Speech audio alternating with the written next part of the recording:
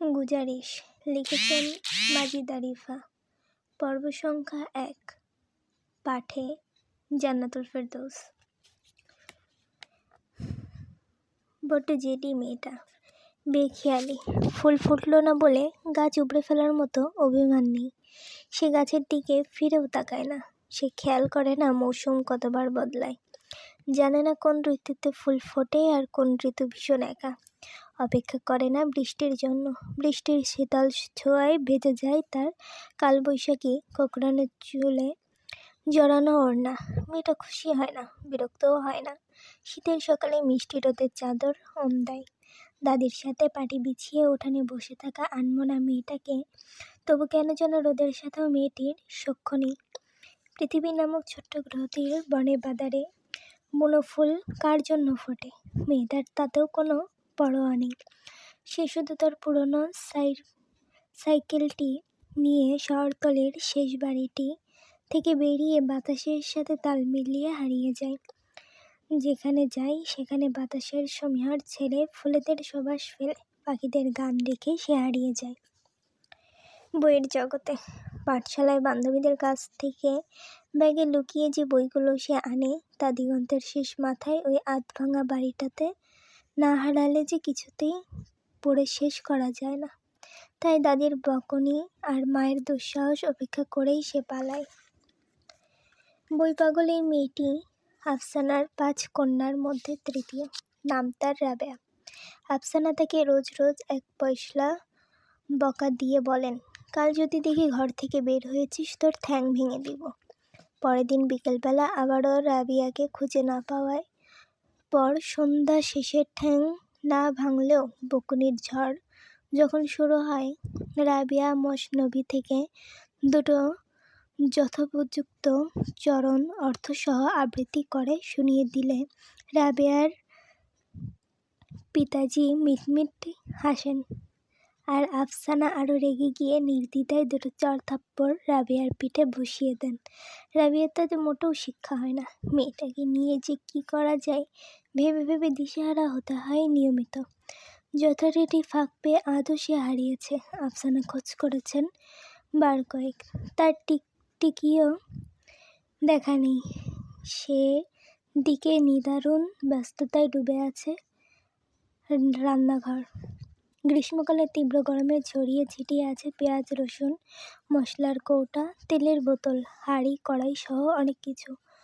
চুলো দুটোতেও লকলক করছে আগুন। এই মুহূর্তে রান্নাঘর থেকে বের হওয়া অসম্ভব।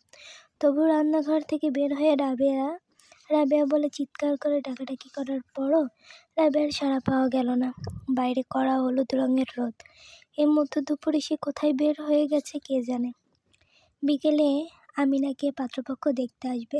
আমিনার জন্য 3টি বোন সকাল থেকে বড় বোনকে ঘিরে ধরে দুষ্টুমি করছে, খিলখিল হাসছে, একে অন্যের গায়ে লুটিয়ে পড়ছে। কিন্তু এসবে রাবেয়ার কোনো উৎসাহ নেই।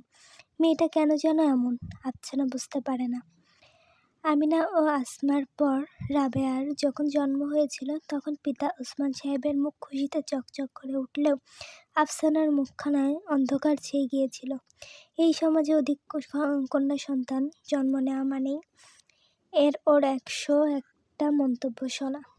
এতগুলো মেয়ের বিয়ে হবে কিভাবে, বাবা মাকে শেষ বয়সে খাওয়াবে কে, মেয়েগুলোকে তো ভাই দরকার, আরও অনেক দুশ্চিন্তা পাড়া পড়শি। আফসানা সদ্যজাত শিশুকে যতটা অবহেলা দেখাচ্ছেন ওসমান সাহেব তার চেয়ে শতগুণ আহ্লাদ করে সে কমতিতে পুষিয়ে দিলেন। 7 দিনের দিন মেয়ের নাম রাখলেন রাবেয়া আর বললেন, রাবেয়া বসরির কাহিনী। কতটা সত্য জানি না, তবে আমার এই মেয়ে হবে সত্যিকারের তাপসী। ওর নাম রাখলাম রাবেয়া। কয়েকদিনের মধ্যে ওসমান সাহেবের অবস্থান হলো দেখার মতন, যেন সত্যিই তার ঘর বড় হচ্ছে প্রভুর প্রেরিত কোনো দরবেশ। মেয়ে রাতে করতে পারে না, তিনি লাফ দিয়ে উঠে কাঁথা বদলে দেন। মেয়েকে নিয়ে আল্লাহ আল্লাহ জপেন আর ঘরময় হাঁটাহাঁটি করেন। একদিন রেগে গিয়ে আফসানা বললেন, আল্লাহর ওয়াস্তে ওকে বিছানায় নামিয়ে রাখুন, তারপর আপনিও ঘুমান। অনেক তো হলো, এবার আল্লাহ একটু কমান। ওসমান সাহেব বললেন, এত আওয়াজ করো না তো, মেয়েটাকে ঘুমাতে দাও। আফসানা হতাশ ভঙ্গিতে বললেন, আপনি আপনার কন্যাদের এত আহ্লাদ করেন বলেই আমার একের পর এক মেয়ে হচ্ছে। ওসমান সাহেব বড্ড অবাক হলেন। কন্যাকে আহ্লাদ করবো না তো কি করব? কন্যা মানেই তো আহ্লাদ। এ যে রাসূল সাল্লাল্লাহু আলাইহি সাল্লামের সুন্নাত, তা আমি জানি, আপনি জানেন, কিন্তু এই সমাজ জানে না। সমাজের কথা আসছে কেন? অবাক হলেন ওসমান সাহেব। সমাজের কথা আসছে, সমাজে বাস করি বলে একের পর এক মেয়ে হচ্ছে। লোকে কথা শুনিয়ে শুনিয়ে আমার কান ঝালাপালা করে দিচ্ছে। পাশ ফিরে শুতে শুতে বললেন আফসানা। ওসমান সাহেব স্ত্রীর কথা শুনে খুব কষ্ট পেলেন। মানুষ এই যুগে এসেও জাহেলের মতো আচরণ করছে। কন্যা জন্ম দিচ্ছে ওসমান সাহেবের ঘরে, অসুবিধা হচ্ছে তাদের। আর পাড়াপড়শির কথায় মন খারাপ করার মতো মানুষ আফসানা কবে থেকে হলেন? আফসানা এরপর থেকে দিনরাত দোয়া করতে থাকেন, ভবিষ্যতে যেন ছেলে হয়। দোয়া কবুল হয় না। পরের 2 বছরের পর আরও 2টি সন্তান হলো। 2টিই মেয়ে, সাদিয়া আর নাদিয়া। ডাকনাম রাখা হলো রাফা ও নোহা। আফসানা আগের মতো ততটা মন খারাপ করলেন না। মেয়ে 2টি দেখতে হয়েছে হুরের মতো। গায়ের রং ধবধবে ফর্সা। যেই আসে তাদের সৌন্দর্যের প্রশংসা করে। বিয়ে-শাদী নিয়ে ঝামেলায় পড়তে হবে না। আসমাও দারুণ সুন্দরী, গায়ের রং একদম বিদেশি ম্যামদের মতো। আফসানার এখন যত চিন্তা আমিনা ও রাবিয়াকে নিয়ে। আমিনা একটু বেশিই কালো, ওসমান সাহেবের রং পেয়েছে সে। আফসানা শুনেছে ওসমান সাহেবের পিতা তার চেয়েও কালো ছিলেন। মেয়েরা তাদের দাদার গায়ের রং পাননি বলে আফসানা রবির শুকরিয়া আদায় করেন। এই সমাজে চেহারা মিষ্টি হলেও লাভ নেই, লোকজনের কাছে গায়ের রঙই সব। কোণে দেখতে এসে লোকজন প্রথমে দেখে মেয়ে কতটা ফর্সা। আমিনাকে কয়েকবার কোণে দেখিয়ে খুবই খারাপ অভিজ্ঞতা হয়েছে আফসানার। আমিনা এত ভালো, এত মর্যাদাবান একটা মেয়ে। আত্মীয় স্বজন যেই আসে ওর আচার ব্যবহারের প্রশংসা না করে থাকতে পারে না। এমন সাধু মেয়ের ভালো একটা বিয়ে কপালে জুটছে না শুধু কালো বলে।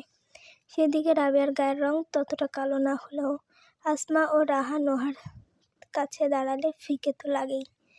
তার ওপর সে এক মহাঝড়। বাবা চেয়েছিলেন সে হবে তপসী, সে হয়েছে একদম উল্টো। যা ইচ্ছা করবে, যেভাবে ইচ্ছে ঘুরবে, পাখির মতো নিজের মনে উড়বে, গান গেয়ে বেড়াবে। কে শুনলো, কেউ দেখলো কি না, তাতে তার কিছু যায় আসে না। আফসানা একটা দীর্ঘ নিঃশ্বাস ফেলেন। ওর বয়স 12 চলছে, এক্ষুনি ওর লাগাম টেনে ধরতে হবে, না হলে কখন কি ঘটনা ঘটাবে বলা যায় না। আফসানা চুলার আগুন নিভিয়ে রান্নাঘর থেকে বেরিয়ে এলেন। রান্নাঘরটা বাড়ির পেছন দিকে। রান্নাঘরের সামনে বিশাল খাওয়ার ঘর, তারপর করিডোর। করিডোরের ডান দিকে একে একে 3টা ঘর, 2টা ঘর খালি। রাবিয়ার ফুফুরা নাই, ওরা এলে এখানে থাকে। আর একদম সামনের ঘরটি বসার ঘর। করিডোরের বাম দিকেও 3টি ঘর। প্রথমটি আফসানার শোবার ঘর, এর পরের ঘর 2টিতে বিছানার একটাতে আসমা ও নুহা ঘুমায়, অন্য বিছানায় আমিনা ও রাহা ঘুমায়। এরপরে একদম সামনের ঘরটিতে নানাবিধ পুরনো আসবাবপত্র রাখা বলে একটা মাত্র খাট, সেই খাটে রাবেয়া ঘুমায় ওর দাদি মরিয়ম বিবির সাথে। আফসানা কামরার সামনে এসে নিচু গলায় মেয়েকে আবারও ডাকাডাকি করলেন, কোনো উত্তর নেই। তিনি ভেতরে প্রবেশ করে দেখলেন মরিয়ম বিবি বেঘরে ঘুমাচ্ছেন। শাশুড়ির দুপুরে ঘুমানোর অভ্যাস বহু পুরনো। তিনি সন্দর্পণে রান্নাঘরে ফিরে আসবেন বলে পা বাড়ালে শুনলেন আমিনাদের কামরাটি হাসির ধমকে কাঁপছে। আফসানা ওদের দরজায় এসে দাঁড়ালেন। মাকে দেখে মেয়েরা হাসি বন্ধ করে হাসি মুখে তাকালো। আমিনার সামনে সাজগোজের সরঞ্জাম, মনের মাধুরী মিশিয়ে বোনেরা বিকেলে আমিনাকে সাজানোর সরঞ্জাম প্রস্তুতি করে রাখছে। আফসানা এগিয়ে এসে আমিনার সামনে চেয়ার টেনে বসলেন। মেয়েটি মাথা নিচু করে বিছানার এক কোণে বসে আছে। তার মুখখানি ছোট হয়ে আছে। এমন দণ্ডিত পরাজিত মুখ আফসানা আর কখনো দেখেননি। কোণে দেখার সময় শুধু কালো মেয়েদের কি অবস্থা হয়। বিনা অনুরাধে দণ্ডপ্রাপ্ত আসামির মতো। আফসানার বুকটা হু করে উঠল। ইচ্ছে হলো মেয়েটাকে একটু জড়িয়ে ধরতে, কিন্তু জড়তার কারণে পারলেন না। সন্তানের সাথে তার জড়াজড়ি সম্পর্ক নেই। শাসন এবং মূর্তিবান দারোয়ানিটাই তিনি স্বচ্ছন্দে করতে পারেন। আমিনা মার দিকে তার দীর্ঘ কালো ভীত চোখ জোড়া তুলে তাকাতেই আফসানা কণ্ঠে কাঠিন্য এনে বললেন, সূরা ফাতিহা পড়ে শোনা তো দেখি। সূরা ফাতিহা কেউ বলে কখনো? নুহা ফিক করে হেসে ফেলল। আফসানা ওদের দিকে তাকিয়ে চোখ পাকালেন। তারপর আমিনাকে আবার বললেন, তাড়াতাড়ি পড় মা, অনেক কাজ বাকি আছে, সময় নেই আমার। আমিনা গড়গড় করে সূরা ফাতিহা পড়ল। ওদের সামনে গেলে ভুলে যাবি না তো, সতর্ক করে দিলেন তিনি। আমিনা মাথা নাড়ল। আফসানা মেয়ের হাত ধরলেন। তারপর সামান্য নরম গলায় বললেন, দেখ মা, এবারে যদি তোকে বরপক্ষ ফেলে যায় তাহলে এইবার আর কারো কাছে মুখ দেখাতে পারবো না। লোকজন মনে করবে এইবারের মেয়েগুলোর অন্য কোনো দোষ আছে। বরপক্ষ কোনে দিক দিয়ে এসে প্রত্যেকবার ফিরে যায়, একটা বাজে বদনাম হয়ে যাবে না বল? তোর বোনদের আর সহজে বিয়ে হবে, ভালো প্রস্তাব আসবে। একটু থেমে আফসানা আবার বললেন, গতবার ছেলেপক্ষ তোকে ঠিকই পছন্দ করলো, কিন্তু তুই কি করলি মা? সূরা ফাতিহা পড়তে পারলি না। সূরা ফাতিহা তো একটা মুখও পড়তে পারে, আর তুই তো আলেমের মেয়ে। মার কথা শুনে আমিনার চোখের পাতাগুলো কেঁপে উঠল, একটু চোখ ছলছল করলো। কিছু বলল না সে। আফসানার হাত ছেড়ে ঘর ছেড়ে বেরিয়ে চলে গেলেন। আমিনার চোখের জল এবার টপটপ করে গড়িয়ে পড়ল। কি যে এক সীমা ছাড়া হীনমন্যতা দখল করে নিল মন। কালো মেঘের মতো গুমট হয়ে এলো যেন আশপাশ। 9 ও 10 বছরের রাহা নুহা নীরবে সরে গেল ঘরের কোণে পড়ার টেবিলে, যেন কিছুই শোনেনি। এমনভাবে দুজন আঁকিতে মন দিল। আমিনা নিজ হাতে চোখের জলটুকু মুছল। আসমা দাঁড়িয়ে ছিল পাশেই। আমিনার পাশে বসে পড়ে আমিনার কোমল হাত দুটো ধরল। একটু আগের হাসির উচ্ছ্বাসটা বাতাসে মিলিয়ে গেছে। আমিনা আসমার দিকে না তাকিয়েই ধীর কণ্ঠে বলল, আমি কেন যে তোর মতো সুন্দর হয়ে জন্মাইনি? অসুন্দর বলেই লোকে ফিরে যায়। সূরা ফাতিহা তো একটা বাহানা মাত্র। আসমা বোনের মুখ আলতো করে ধরে নিজের দিকে ফিরিয়ে বলল, আপু, আমার চোখের দিকে তাকাও। দাদি বলেন আমার চোখ দুটো ঘোড়ার ডিমের মতো। সময় এলে লোকে কিন্তু আর অসুস্থ ডিম বলে আমাকেও ফেলে যাবে। লোক শুধু যে ফর্সা খোঁজে তা না, দাঁত দেখে, চুল দেখে, নখ দেখে, তবু তো শেষ পর্যন্ত বিয়ে হয় না। তাকদীর তো আল্লাহ। আসমা কথা শেষ করতে পারল না। ক্যাচ করে একটা শব্দ হলো। দুজনে চমকে শব্দের উৎস লক্ষ্য করে তাকালো। দরজাকে আড়াল করে কেউ একজন দাঁড়িয়ে আছে।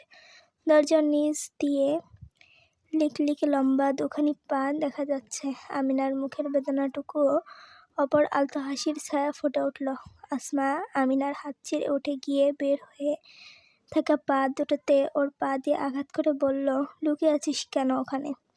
বড়দের গুরুত্বপূর্ণ আলাপের সময় ছোটদের সামনে থাকা উচিত নয়। দরজার আড়াল থেকে বেরিয়ে উত্তর দিল রাবেয়া। রাবেয়া যেখানে যে বই পায় পড়ে। এই 3-4 বছরে সে ঠিক কতটি বই পড়েছে তার হিসেব যদিও নেই, কিন্তু যখন কথায় কথায় বইয়ের মুখস্থ ডায়ালগ কিংবা পণ্ডিতি ফলায়, আসমা সহ্য করতে পারে না। কথায় কথায় পণ্ডিতি বলতে বলতে আসমা ওকে আবারও মারতে গেলে আমিনা চেঁচিয়ে বাধা দিয়ে বলল, আহা, মারছিস কেন ওকে শুধু শুধু? সে উঠে রাবেয়ার হাত ধরে এনে নিজের সামনের চেয়ারে বসিয়ে ওর অগোছালো কোঁকড়ানো চুলগুলোতে দুটো ক্লিপ লাগিয়ে দিতে দিতে বলল, এতক্ষণ কোথায় ছিলে রে পাগলি? আম্মু যে সেই কখন থেকে তোকে খুঁজছে। রাবেয়া কথাটা শুনল না। সে ভাবছিল আমিনার কথা। তার গম্ভীর মুখখানায় আরও একটু গাম্ভীর্য ফুটিয়ে এসে বলল, বড় আপা, তোমাকে দুটো পরামর্শ দিতে চাই। আসমা ভেংচি কাটল। তোমাকে পরামর্শ দিতে হবে না, আম্মু ডাকছে, যা এখন এখান থেকে। আমিনা আসমার দিকে তাকিয়ে বলল, তুই এমন করিস কেন সব সময়? বলতে দে কি বলতে চায়। সুন্দরীরা অহংকারী আর নিষ্ঠুর হয়, ওকে পাত্তা দিও না। বড় আপা, মুখে হাসি ফুটিয়ে বলল রাবেয়া। আমিনা হেসে ফেলল। আসমা রেগে ওর মাথায় আরেকটা চাটি বসিয়ে দিলে রাবেয়া অহংকারী আর নিষ্ঠুর সুন্দরীকে নির্দ্বিধায় অগ্রাহ্য করে আবারও বেশ একটা ভাব নিয়ে ঠিক বড়দের মতো অভিজ্ঞ গম্ভীর কণ্ঠে আমিনাকে বলল, গতকালই মসনবিতে পড়লাম জালালউদ্দিন কি বলেছেন জানো? কি বলেছেন? বলেছেন পৃথিবীকে মনে করো একটা পাহাড়। তুমি যাই বলো না কেন কথাটির প্রতিধ্বনি তোমার কাছে ফিরে আসবে। কখনো বলো না আমি গান গাইলাম সুন্দর আর পাহাড় প্রতিধ্বনিত পাঠালো কুৎসিত। এ তো অসম্ভব। সুতরাং আপু, নাকটা যদিও একটু বোচা, তোমার শরীরের রং খয়েরি, কিন্তু তাতে কি বলো? তোমার মন যদি সুন্দর হয় এই পৃথিবীর কারো সাধ্য নেই তোমাকে অসুন্দর প্রতিধ্বনি পাঠাবে। একদিন না একদিন পৃথিবীর সকল মানুষ তোমাকে পছন্দ করবে। আমিনা চমৎকৃত হলো ওর কথা। এইটুকু মেয়ে এত চমৎকার একটা কথা বলে ফেলল। এত বই পড়ে বই অপকার তো হয়নি। তাও মা বই হাতে নিলেই ওকে কেন যে এত বকা দেয়। সে বলল, সকল মানুষ পছন্দ না করলেও হবে, কিন্তু মানুষ পছন্দ করলেই আমার চলবে। কিছু মানুষ পছন্দ করলেই আমার চলবে। কি অবস্থা করে রেখেছিস তুই চুলে? আসমা চিরুনিটা দে তো।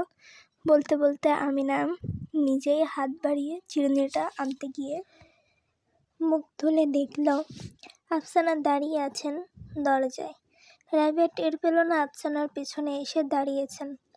সে নিজের মনে বলে চলল, তুমি কেন এত ভয় পাও বড় আপা? ভয় পেয়ে সূরা ফাতিহা ভুলে যাও কি আজব ব্যাপার, তাই না? আচ্ছা, আমি তোমাকে ভয় না পাওয়ার কৌশল শিখিয়ে দিই। শোনো, ওই যে এক বাচ্চাদের একটা গল্প আছে না, এক রাজকন্যা ও এক ব্যাঙ রাজপুত্রের গল্প। তুমি ভাবতে পারো ঠিক সেরকম। ধরো এই ঘর একটি সাম্রাজ্য। তুমি এই সাম্রাজ্যের প্রধান রাজকন্যা। সেদিকে বরবেটা এই রাজ্যের কোনো এক জলাশয়ে ঘাপটি মেরে বসে থাকা একটি ব্যাঙ। আমিনার কথা শুনে হাসতে শুরু করলো। রাবেয়া বলল, হেসো না বড় আপা। বরকে ব্যাঙ ভাবলে আর ভয় করবে না দেখো। সে শুধু ঘ্যাঙের ঘ্যাং করতে জানে, আর কিচ্ছুটি না। আর তুমি কত কিছু পারো। সেলাই, রান্না, ঘর মোছা, কাপড় কাচা, আরো কি কি যেন পারো তুমি। খুব মনোযোগ দিয়ে মনে করার চেষ্টা করলো সে। আর ঠিক তখনই আফসানা পেছন থেকে ওর কান টেনে ধরে কঠিন স্বরে বললেন, এখানে বসে বসে জ্ঞান দেওয়া হচ্ছে না, চলো আমার সাথে, তারপর জ্ঞান বের করছি, দাঁড়াও। রাবেয়া মায়ের হাত ওর কান থেকে ছাড়িয়ে নিয়ে মায়ের পিছু পিছু গেল রান্নাঘরে। ভেবেছিল পিঠে কিছু উত্তম মধ্যম পড়বে, কিন্তু আফসানার আজ মন ভালো। তিনি একটা ছোট কাপ ধরিয়ে দিলেন রাবেয়ার হাতে। দোতলায় নাদিমদের ঘরে গিয়ে 1 কাপ লবণ নিয়ে আসো যাও। মা, আসমা আপাকে বলো না, প্রতিদিন তো একই গান গাইতে পারবো না। ও যে বড়, কতবার বলবো। বিরক্ত হয়ে বলল আফসানা। রাহাকে বলি, গেলি তুই? অগত্যা রাবেয়াকেই যেতে হলো। শহরের শেষ মাথায় অবস্থিত বাহাদুরপুর। আর বাহাদুরপুর শেষ বাড়িটা ওসমান সাহেবের।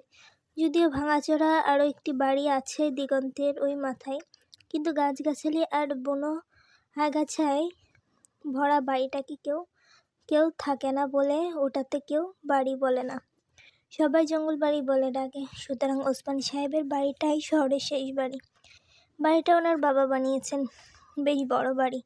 দোতলা বাড়ির নিচতলায় একদিকে ওসমান সাহেবদের অংশ, অন্যদিকে ওসমান সাহেবের বড় ভাই আজিজুর রহমানের অংশ।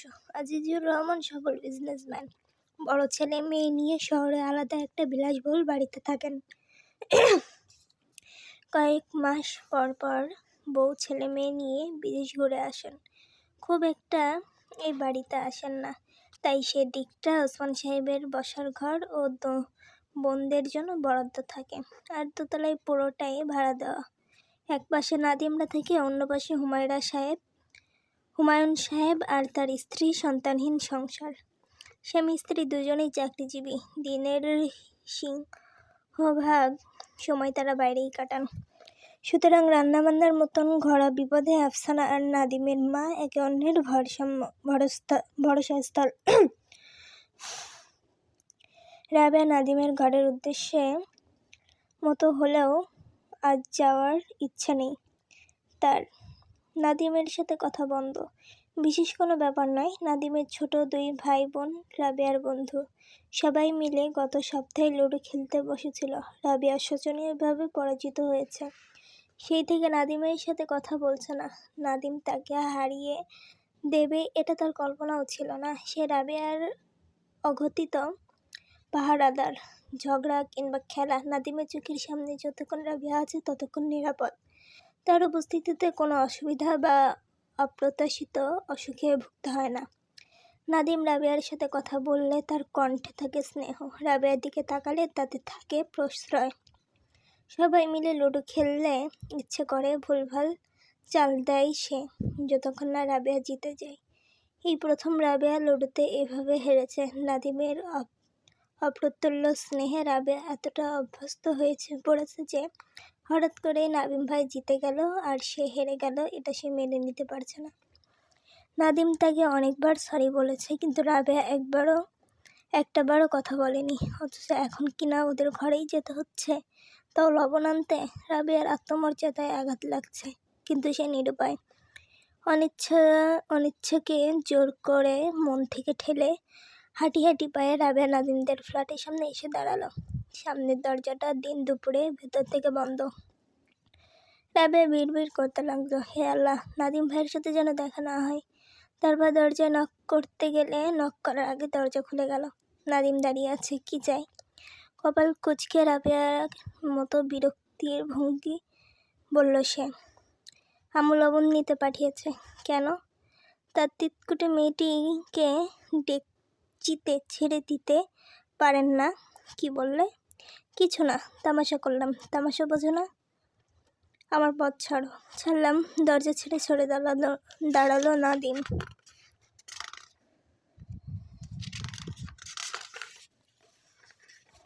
রাবেয়া ভেতরে গেল। কারো সারা শব্দ নেই। খালাম্বার রুমে গেল, নাবিলার রুমে গেল, রান্নাঘরে গেল, একটা রুম ব্যতীত। সবগুলো রুম খুঁজে দেখলো, কোথাও কেউ নেই। পুরো বাসা খা খা করছে। সে আবার সামনের ঘরে গিয়ে ঘিরে এলো। দরজার পাশে দেয়ালে হেলান দিয়ে দাঁড়িয়ে মিটিমিটি হাসছে নাদিম। সবাই কোথায়? বিরক্তি চেপে বলল রাবেয়া। বাসায় নেই, দেখতেই পাচ্ছ। আমাকে রান্নাঘর থেকে লবণ এনে দাও। তুমিই নিয়ে আসো। বাসাটা তো তোমারও। আমার বাসা মানে? প্রতিবেশীর বাসা মানেই নিজের বাসা। এটা আমার বাসা নয়। আমার বাসা হলে যে ঘরে ইচ্ছে সে ঘরে যেতে পারতাম আমি। যে ঘরে ইচ্ছে সে ঘরেই যেতে পারো তুমি। তোমার ঘরে তো যেতে পারি না, সবসময় দরজা বন্ধ থাকে। এখন ওপরের সিটকিনি লাগানো, একটুর জন্য আমি নাগাল পেলাম না। সে চেষ্টা করেছিল শুনে নাদিম হেসে ফেলল। সে তো এই বাসায় কেউই যেতে পারে না। তবে তুমি যেতে পারবে, শুধু একটা শর্ত আছে। কি শর্ত? চোখে উৎসুক দৃষ্টি রাবেয়ার। আমার সাথে আর কখনো আড়ি দিতে পারবে না। দেব না। এবার নিয়ে চলো তোমার ঘরে। এমন সহজ শর্ত মুহূর্তে মেনে নিল রাবেয়া। নাদিম নিশ্চুপ দাঁড়িয়ে থেকে কয়েক সেকেন্ড কি যেন ভাবে, তারপর বলে, এখন না, যখন সবাই বাসায় থাকবে তখন এসো, নিয়ে যাব আমার ঘরে। রাগে দাঁত শক্ত হয়ে আসে রাবেয়ার। নাদিম তাকে মিথ্যা বলেছে, মিথ্যা শেষ হইতে পারে না। রাগে দুঃখে দাঁতে দাঁত চেপে বলল, এই বললে নিয়ে যাবে, এখন বলছো পরে আসো। তুমি একটা মিথ্যুক, তোমার সাথে আমি আর কখনো কথা বলবো না। কথা শেষ করে দরজার দিকে ছুটতে গিয়ে দরজায় ধাক্কা খায় একটা। নাদিম সরে দাঁড়িয়ে ছিল। রাবেয়া দরজাটা খুলে ছুটে বেরিয়ে যায়। পেছনে নাদিম চিৎকার করে ওঠে, এই পাগলি, লবণ তো নিয়ে যা। কিন্তু ততক্ষণে রাবেয়া আফসানার রান্নাঘরে পৌঁছে গেছে। তাকে হাঁপাতে দেখে আফসানা কি হয়েছে জিজ্ঞেস করলে রাবেয়া এবার নিজেই মিথ্যা কথা বলে। ওদের বাসায় কেউ নেই। নাদিম ভাই দরজা খুলেছিল। আমাকে দেখে বলল, দরজায় ধাক্কা দিয়ে ওর ঘুম ভেঙে দিয়েছি, তাই সে নাকি আমার পা ভেঙে দেবে।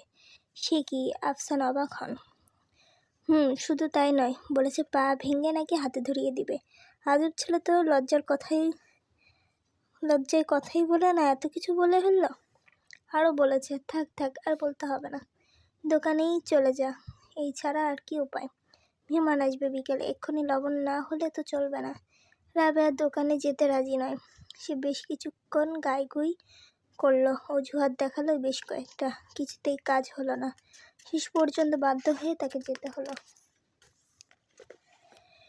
গলির মোড়েই দোকান। দুপুরের পর রাস্তা একটু বেশি নির্জন থাকে। নিত্যদিনের হইহুল্লোড় আটকে যায় নিদ্রাময় দুপুরের গোলকধাঁধায়। রাস্তার নেড়ি কুকুরটাও অলস শুয়ে নাক ডাকে। কদাচিৎ কোনো ভিক্ষুক হেঁটে যায় দোকান পেরিয়ে। ঝিমুতে থাকা রাস্তা ধরে রাবেয়াদের বাড়ি পর্যন্ত। এই ঝিমুতে থাকা রাস্তাটায় রাবেয়ার পা দুটো আঁকড়ে ধরেছে।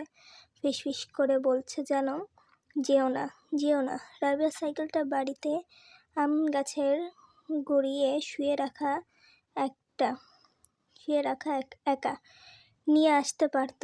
রাস্তা ধরে যতই চলতে থাকলো, রাবেয়ার পা দুটো কয়েক মণ ওজনের ভারী মনে হলো। মা কেন যে শোনে না ওর কথা, মা কেন বোঝে না ওর ভালো লাগে না। মা ভাবে রাবেয়া আলসে, তাই এত আপত্তি। মা ভাবে রাবেয়া কখনোই তার কথা শোনে না, প্রতিবার ধমকায় বকে। রাবেয়াকে তাই যেতেই হয়। আজও ধীর পায়ে হেঁটে গেল সে গেল শামুকের গতিতে। আর তারপর যখন ফিরে এলো লবণের প্যাকেট হাতে, হরিণের মতো দ্রুত, কিংবা পাখির মতো যেন সে উড়ে এলো। লবণের জন্য মায়ের এত তাড়া ছিল, কিন্তু বাড়িতে সে ঢুকলো না। নিজেদের বাড়ির গেট ছাড়িয়ে দূরের ওই গেটবিহীন পরিত্যক্ত বাড়িটার দিকে ছুটে গেল সে। কিছুক্ষণের মধ্যেই পৌঁছে গেল গাছালি ভর্তি ছোটখাটো জঙ্গলের মতো বাড়িটাতে। সেই জঙ্গলে দাঁড়িয়ে আছে বিশাল একটা হাতিম গাছ। রাবেয়ার প্রিয় সেই গাছ। মা আর দাদি কত বকা দেয়, ওইখানে একা একা যাবি না, জিনে ধরবে। রাবেয়া তবুও যায়। গাছটার নিচে বসে প্রায় গল্পের বই পড়ে। আর সে এক দৌড়ে গাছটার কাছে এসে আশ্রয় নিল। কাঁপতে কাঁপতে মাটিতে বসে পড়ল সে। কাঁদল। মায়ের প্রতি দুঃখ নাকি ভয়ে বুঝতে পারল না। অভিমান হলো তার সাথে, খুব ভয় পেল, যেন কোনো এক অচেনা জন্তুকে ভয় পেয়েছে সে।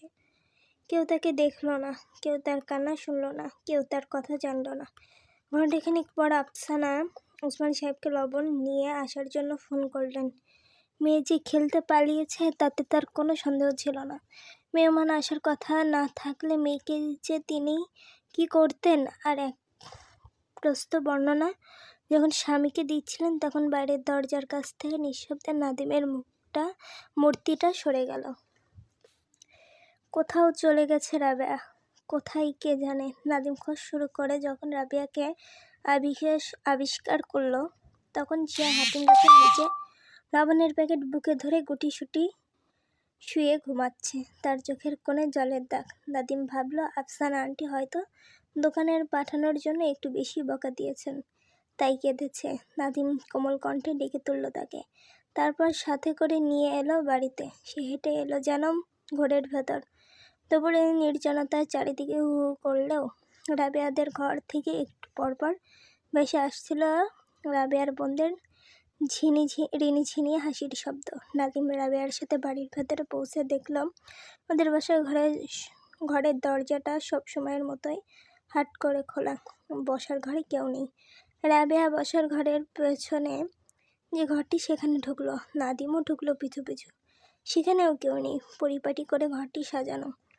কেউ এলেই শুধু গোছানো হয় এই ঘর, না হয় সারা বছর এ ঘরে ছড়িয়ে থাকে রাজ্যের সরঞ্জাম, বই, পত্রিকা, রেডিও, বাইরে যাওয়ার জুতো, ব্যাগ ইত্যাদি। রাবেয়া নাদিমের দিকে তাকিয়ে ক্লান্ত কণ্ঠে বলল, আমাদের ঘরে এসেছ কেন তুমি?